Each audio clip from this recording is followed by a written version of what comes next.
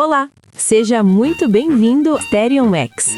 Eu sou sua guia e hoje vamos desvendar a fascinante e inusitada história de um dos personagens mais icônicos da animação mundial, o Pica-Pau. Mas antes que a gente pegue a nossa delícia gelada e suba na vassoura da bruxa, já deixa o seu like neste vídeo e se inscreva no canal Mysterium X para não perder nenhuma das nossas viagens ao mundo do desconhecido e das grandes histórias. Este pássaro azul e vermelho, com sua risada inconfundível, não só conquistou o Brasil, como passou por várias transformações ao longo de seus 80 anos de existência. Você sabia que ele nasceu de um improviso para economizar dinheiro? É isso mesmo! E a história do seu criador, Walter Lantz, é tão rica e cheia de plot twists quanto um filme do Tarantino. Fique comigo, porque os próximos minutos serão cruciais para entender como esse pássaro biruta se tornou um fenômeno global, especialmente aqui em nosso país. E lá vamos nós! E lá vamos nós? Esta não é. E lá vamos nós?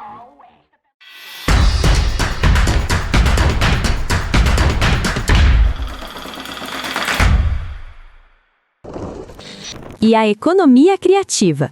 O Pica-Pau, que celebrou 80 anos em 2020, é mais do que um desenho animado. É um símbolo de criatividade nascida da necessidade. A animação sempre foi um negócio caro, e o desenhista Walter Lantz, em 1940, estava tentando baratear a produção de um episódio de seu então maior sucesso, o desenho de Andy Panda. A ideia original para o episódio era mostrar o telhado da casa de Andy gotejando por causa de uma tempestade. Mas animar a chuva sairia custoso demais. O que Lantz fez? Ele teve um insight: substituir a cara-chuva por algo que incomodasse ainda mais a família Panda. Um pica-pau bicando a madeira do lado de fora. Assim nasceu o Pica-Pau, de um ato de improviso para poupar grana. Ele não foi pensado inicialmente como uma estrela, mas sim como um antagonista irritante para Andy Panda. Você consegue imaginar a animação americana sem esse momento de economia criativa? A jornada de Walter Lantz e a indústria da animação. Antes de nos aprofundarmos nas versões do Pica-Pau, precisamos entender quem era Walter Lantz. Walter Lantz nasceu em 1919, em New Rochelle, Nova York. Aos 15 anos, ele já estava em Manhattan trabalhando como mensageiro para os jornais de William Randolph Hearst, o magnata que inspiraria Cidadão Kane. Enquanto trabalhava, ele aprimorava suas técnicas de desenho. Em apenas 2 anos, Lantz já era animador em uma divisão que Hearst havia criado para desenvolver desenhos animados baseados nas tirinhas dos seus jornais. Lembre-se, o cinema tinha sido inventado poucas décadas antes, e a animação era uma novidade, quase mágica. O francês Émile Cohl lançou Phantasmagorie em 1908, considerado o primeiro desenho animado. Lantz estava surfando na onda dessa nova e excitante indústria. Em 1922, Lantz foi para Bray Productions, um estúdio que dominava o mercado de animações dos Estados Unidos, e inovou ao adotar a produção em linha de montagem, utilizando folhas de acetato. Isso permitiu aos artistas focar apenas em animar os personagens, sobrepostos em cenários estáticos, acelerando o processo de criação de quadros, que antes exigia desenhar tudo do zero. O coordenador do curso de animação da FAAP, Eliseu Lopes Filho, afirma que é com ele, John Bray, que nasce a indústria de animação americana. Na Bray, Lantz criou o personagem Dinky Doodle, um garotinho com seu cachorro. Ele também experimentou combinando a animação com cenários reais e atores de carne e osso, uma técnica que outros, como Walt Disney em sua série Alice Comedies, também usavam. Osvaldo o Coelho Sortudo. A vida de Lantz levou para a Califórnia em 1927, e um ano depois, ele foi contratado para criar desenhos do Osvaldo o Coelho Sortudo, Oswald the Lucky Rabbit, para os estúdios da Universal. O curioso é que o produtor Charles Mintz havia comprado os direitos do personagem diretamente de seu criador, Walt Disney. Olhando para Osvaldo, o DNA do Mickey Mouse com orelhas pontudas é nítido. A parceria com Mintz acabou sendo cortada, mas Lantz, com a lábia, era figura constante nos jogos de pôquer do alto escalão da Universal. Ele convenceu o chefão Carl Laemmle a continuar com os curtas.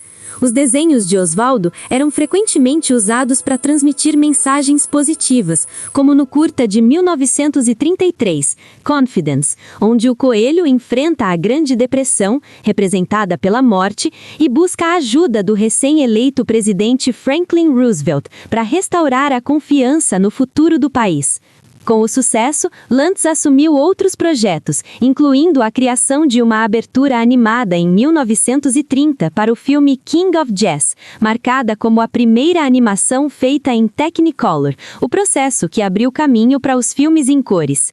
Em 1935, Lantz abriu seu próprio estúdio, mas manteve a parceria de distribuição com a Universal.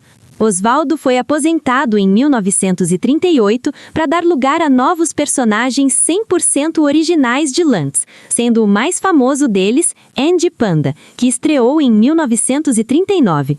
A criação de Andy se deu pela grande repercussão da doação de um panda para o Zoológico de Chicago, um tema quente na época.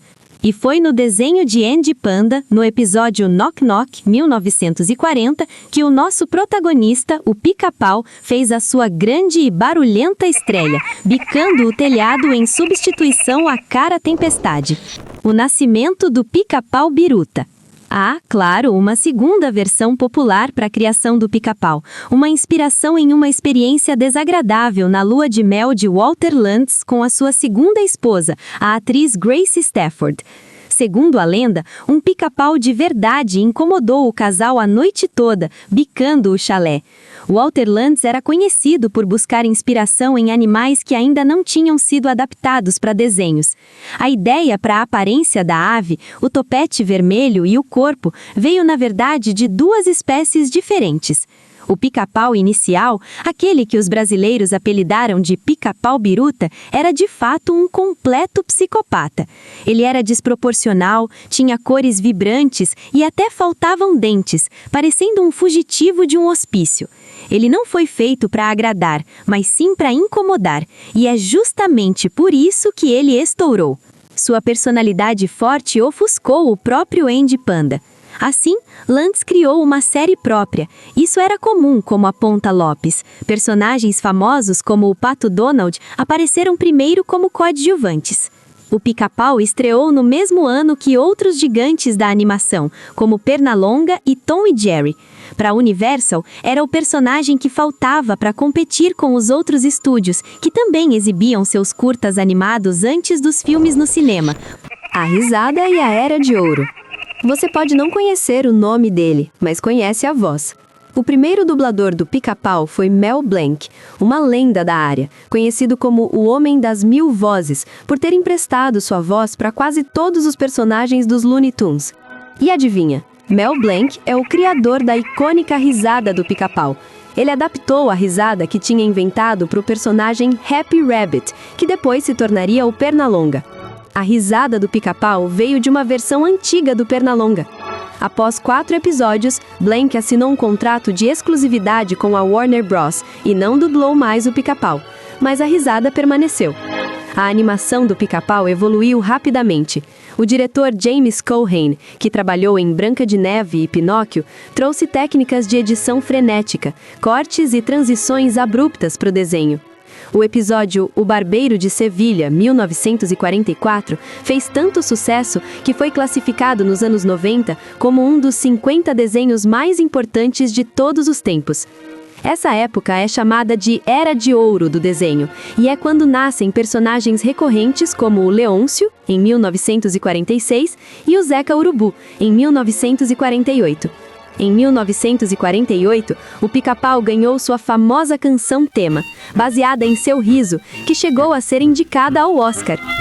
O último episódio dessa fase foi o clássico Delícia Gelada, de 1949. No final dos anos 40, Lantz enfrentou problemas com a nova distribuidora e um processo judicial movido por Mel Blanc pelo uso da risada, o que o forçou a fechar o estúdio. O renascimento na TV e as remodelagens. Walter Lantz reabriu o estúdio em 1951, com a ajuda da Universal e uma nova equipe de animadores. O Pica-Pau ganhou um novo facelift e uma nova voz, a de Grace Lantz, esposa de Walter. A mudança deu certo e o personagem renasceu com força total. A grande mudança veio na década de 1950, com a ascensão da televisão. Em 1957, o Pica-Pau estreou um programa semanal no canal ABC, com 3 desenhos exibidos em meia hora e apresentados pelo próprio Lantz, que interagia com os personagens animados. Na TV, o tom da comédia precisou ser ajustado devido à censura, que era muito maior para a violência e para o crescimento do público infantil. Tanto o visual quanto a personalidade do Pica-Pau foram se tornando mais suaves. Ele continuava perturbando, mas segundo a psicóloga e pesquisadora Elza Dias Pacheco, ele é agressivo, mas só agride quem o provoca. O personagem passou por diferentes versões. Primeira versão, 1940 a 1944. O Pica-Pau biruta, desproporcional, com cores vibrantes e sem dentes. Segunda versão, 1944 a 1949. A fase de ouro, com um design mais amigável, que durou até o fechamento do estúdio. Terceira versão, 1951. O visual pós-retorno, um pouco inconstante. Quarta versão, 1955 a 1972. A versão que estreou na TV e se tornou cada vez menos violenta devido à censura. Sexta versão, 1999 a 2002. Um retorno nos anos 90, com um visual inspirado nas primeiras versões, mas sem o mesmo espírito anárquico. O verdadeiro lar, Brasil. Aqui no Brasil, a história do Pica-Pau é única. Ele foi o primeiro desenho animado a ser exibido na televisão brasileira um dia após a inauguração da TV Tupi, em setembro de 1950.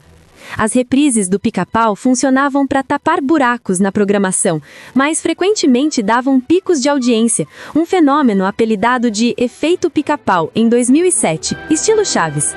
O Pica-Pau é praticamente um cidadão honorário brasileiro. Em 2017, a Universal, reconhecendo a importância do Brasil, lançou o live action do personagem aqui.